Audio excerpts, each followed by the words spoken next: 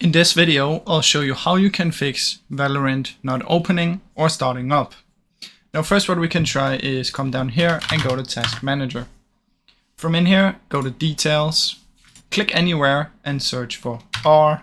Close down every Riot client that you can find in here.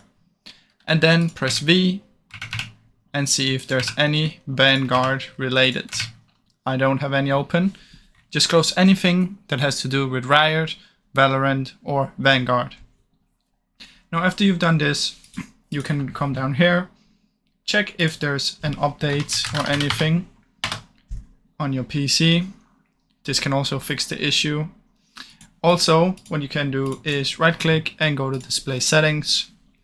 Now you can try and choose a different resolution. You can try and go a lower one and then open the game and see if it opens and then change it back. That can also help. Now if that doesn't work, what we can do is come down here and search for system configuration. In here to services, check hide all Microsoft services. And then in here you want to disable all except VGC.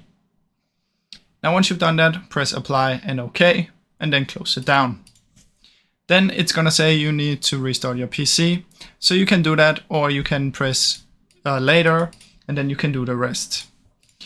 The rest is, first we wanna find our Valorant folder, press Windows button R or simply search for run down here. Type in % local app data % and press OK. From in here you should have a Valorant folder. You can delete this one just like this.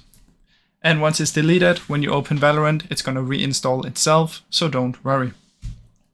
Now if none of these work, what you can try is simply just uninstalling Valorant and reinstalling. Come into apps right here, find Valorant, click on it and uninstall. Now see if this fixes your issue. I hope it does.